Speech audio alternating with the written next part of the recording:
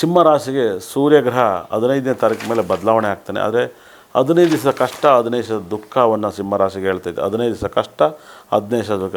15ನೇ ತಾರೀಕುವರೆಗೂ ನಿಮಗೆ ಒಂದಲ್ಲ ಒಂದು ಸಮಸ್ಯೆ, ಕೋರ್ಟು ಕೇಸು, ಜಗಳ, ಅಣ್ಣ ತಮ್ಮದಿಂದ ಜಗಳ, ಕುಟುಂಬದಲ್ಲಿ ಜಗಳ, ಫ್ರೆಂಡ್ಶಿಪ್ಪಿಂದ ಜಗಳ, ಗಂಡ ಹೆಂಡತಿರ ಜಗಳ, ಎಲ್ಲ ನೋವನ್ನು ನೋಡ್ತಾ ಇದ್ದೀರ. ವರ್ಕರ್ಸ್ ಪ್ರಾಬ್ಲಮ್, ಎಲ್ಲ ರೀತಿಯಲ್ಲೂ ಪ್ರಾಬ್ಲಮ್ ಇದೆ. ಆದರೆ ಕಟಕ ರಾಶಿಯವರು 15ನೇ ತಾರೀಕುವರೆಗೂ ತುಂಬ 16ರಿಂದ 17ನೇ ತಾರೀಕುವರೆಗೂ ಕೋರ್ಟು ಕೇಸು, ಮನೆಯಲ್ಲಿ ಜಗಳ, ಕುಟುಂಬದಲ್ಲಿ ಜಗಳ, ಸಮಸ್ಯೆ ಮೇಲೆ ಸಮಸ್ಯೆ ಬರುತ್ತೆ. ಈ ಬರ್ದಿರೋ ಥರ ನೀವು ನೋಡ್ಕೊಂಡ್ರೆ ಖಂಡಿತಲೂ ಒಳ್ಳೆಯದು. ಯಾರು ಅಧಿಕ ಪ್ರಸಂಗ ಮಾತಾಡಿದರೆ, ಇಲ್ಲ ಇನ್ನೊಬ್ಬರನ್ನ ಬ್ಲ್ಯಾಕ್ ಮೇಲ್ ಮಾಡೋಕ್ಕೋದ್ರೆ, ಇನ್ನೊಬ್ಬರನ್ನ ಬೈಯೋಕ್ಕೆ ಹೋದ್ರೆ, ಇಲ್ಲ ನೀವು ಬೈಸ್ಕೊಂಡ್ರೆ ಖಂಡಿತಲೂ ಕೂಡ ನೆಗೆಟಿವ್ ಆಗುತ್ತೆ. 15ನೇ ತಾರೀಕು ಮೇಲೆ ನಿಮಗೆ ಅಷ್ಟ ಐಶ್ವರ್ಯನೂ ಕೊಡ್ತಾನೆ. ಆದರೂ ಕೂಡ ಸೂರ್ಯ ಗ್ರಹ ಭಾಳ ಹೆಲ್ತ್ ಪ್ರಾಬ್ಲಮ್ ಆಗೋದು, ಇನ್ನೊಂದು ಮದ್ದೊಂದೆಲ್ಲ ಇದೆ. ಆದರೆ ಕೆಲಸದಲ್ಲಿ ಸ್ವಂತ ಬಿಸ್ನೆಸ್ ಮಾಡೋರಿಗೆ ತುಂಬ ರಾಜಯೋಗ ಇದೆ.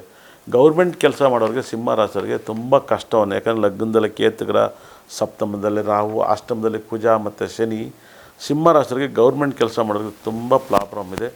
ಆದರೆ ಮನೆ ಕಟ್ತೀರಾ, ಸೈಟ್ ತಗೋತೀರಾ ಅಂತ ಹೇಳ್ತೈತೆ. ಯಾವುದೋ ಇದು ಹಿಂದೆ ಕೂಡಿಟ್ಟಿರೋ ದುಡ್ಡಲ್ಲಿ ಮನೆ ತಗೋತೀರಾ, ಸೈಟ್ ತಗೋತೀರಾ, ಈ ಪ್ರಾಬ್ಲಮಿಂದ ಖಂಡಿತಲೂ ಕೂಡ ಆಚೆ ಬರ್ತೀರಾ 100% ಅಂಥ ಯೋಗವನ್ನು ಕೊಡ್ತಾಯಿದ್ದಾನೆ. ಆದರೆ ಸಿಗಾಕ್ಯಬೋದು. ಊರೆಲ್ಲ ಸಿಗಾಕ್ಯನಕ್ಕಲ್ಲ, 100 ಜನ ಇದ್ದರೂ 100 ಜನ ಸಿಗಾಕ್ಯನಕ್ಕಲ್ಲ. ಒಂದು 50 ಜನ ಸಿಗಾಕ್ಯತ್ತಾರೆ, 50 ಜನ ತಪ್ಪಿಸ್ಕೊಳ್ತಾರೆ. ಈ ತಿಂಗಳು ತಪ್ಪಿಸ್ಕೊಂಡು ನೆಕ್ಸ್ಟ್ ಟೈಮು. ಆದರೆ ನೀವು ತಿರುನಲ್ಲಾರು ಶನೇಶ್ವರನ ಆರಾಧನೆ ಮಾಡೋದು, ವೈದ್ಯನಾಥೇಶ್ವರನ ಟೆಂಪಲ್ ಸುಬ್ರಹ್ಮಣ್ಯನ ಆರಾಧನೆ ಮಾಡೋದು, ಚಂದ್ರನ ಆರಾಧನೆ ಮಾಡೋದು, ಬುಧಗ್ರಹನ ಆರಾಧನೆ ಮಾಡೋದು ತುಂಬ ಒಳ್ಳೆಯದು. ಶುಕ್ರ ತುಂಬ ಚೆನ್ನಾಗಿದ್ದಾನೆ. ಸೊಪ್ಪಿನ ಸಾರು, ಮುದ್ದೆ, ಅವರೆಕಾಳನ್ನು ಅತಿ ಹೆಚ್ಚು ನೀವು ಊಟದಲ್ಲಿ ಬಳಸಿದರೆ ನಿಮ್ಗೆ ಯಾವುದೇ ಒಂದು ದೋಷಗಳು ಬರೋಲ್ಲ. ಸೊಪ್ಪಿನ ಸಾರು, ಮುದ್ದೆ, ಅವರೆಕಾಳನ್ನ ಯೂಸ್ ಮಾಡಿ, ಸೊರಕಾಯಿ ಸೊಪ್ಪನ್ನು ಹಾಕಿ ಯೂಸ್ ಮಾಡಿ, ನಿಮ್ಮ ಪ್ರಾಬ್ಲಮ್ ಕ್ಲಿಯರ್ ಆಗುತ್ತೆ. ಮತ್ತು ಪ್ರತಿ ದಿವಸ ಒಂದು ಭಾಳ ವಿಶೇಷವಾಗಿ ಏಪ್ರಿಲ್ 1ನೇ ದಿವಸನೇ ಬೂದುಗುಂಬಳಕಾಯಿ ದೀಪವನ್ನು ನಿಮ್ಮ ಮನೇಲಿ ದೇವ್ರ ಮನೆಗೆ ಹಚ್ಚಿ ಪೂಜೆ ಮಾಡಿ, ನಿಮ್ಮ ದೋಷ ನಿವೃತ್ತಿ ಆಗುತ್ತೆ. ಮತ್ತು ಏಪ್ರಿಲ್ ತಿಂಗಳು ಸ್ಟಾರ್ಟಿಂಗಲ್ಲೇ ನಿಮ್ಮ ಮನೆಯನ್ನು ಬೂದುಗುಂಬಳಕಾಯಿ ದಿಷ್ಟಿ ತೆಗೀರಿ. ಅದು ಬಾಡಿಗೆ ಮನೆ ಆಗಿರ್ಬೋದು, ಸ್ವಂತ ಮನೆ ಆಗಿರ್ಬೋದು, ನೀವು ದಿಷ್ಟಿ ತೆಗೀರಿ.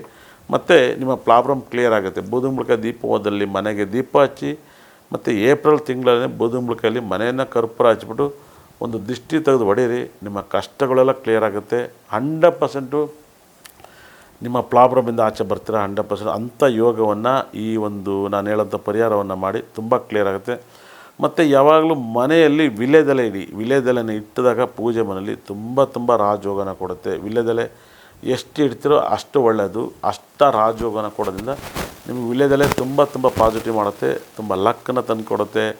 ಯಾವುದೇ ಕಾರಣಕ್ಕೂ ನಿಮ್ಮ ಕಷ್ಟಗಳನ್ನ ಪರಿಹಾರ ಆಗೋಲ್ಲ. ಮತ್ತು ನಿಮಗೆ ನೀವೇ ₹5 ಕಾಯಿನ್ಸು ವಿಳ್ಯದೆಲೆನ ದಿಷ್ಟಿ ತೆಗೆದು ಸಿಂಹ ರಾಶಿಯವರು ನೀರಿಗೆ ಹಾಕ್ಬಿಟ್ಟು ಸ್ನಾನ ಮಾಡಿ, ನಿಮಗೆ ಮೈಕೈ ನೋವು, ದಿಷ್ಟಿ, ಶಾಪ, ದೋಷ, ಕಾಲು ಬಾಧೆ, ಕೈ ಬಾಧೆ ಎಲ್ಲ ಹೋಗುತ್ತೆ. ಶುಗರ್ ಇದ್ದಾಗ ಹೆಂಗೆ ಕಾಲು ನೋಯ್ತಾ ಇರುತ್ತೋ, BP ಇದ್ದಾಗ ಹೆಂಗೆ ತಲೆ ಮಂಡೆ ಬಿಸಿ ಆಗುತ್ತೋ, ಈ ಮಂಡೆ ಬಿಸಿ ಎಲ್ಲ ₹5 ಕಾಯಿನ್ಸ್ 5 ವಿಳ್ಯದೆಲೆನ ದಿಷ್ಟಿ ತೆಗೆದು ಇಟ್ಬಿಟ್ಟು, ಇದನ್ನು ಯಾವಾಗಲಾರು ಕೂಡ ಒಂದು ಅದ್ಭುತವಾದ ವೈಬ್ರೇಷನ್ ಏನಪ್ಪ ಅಂದರೆ ಭಾಳ ಮಿರಾಕಲ್, ಭಾಳ ಸಕಲ ಸಂಪತ್ತೇಶ್ವರ ಕೊಡುತ್ತೆ.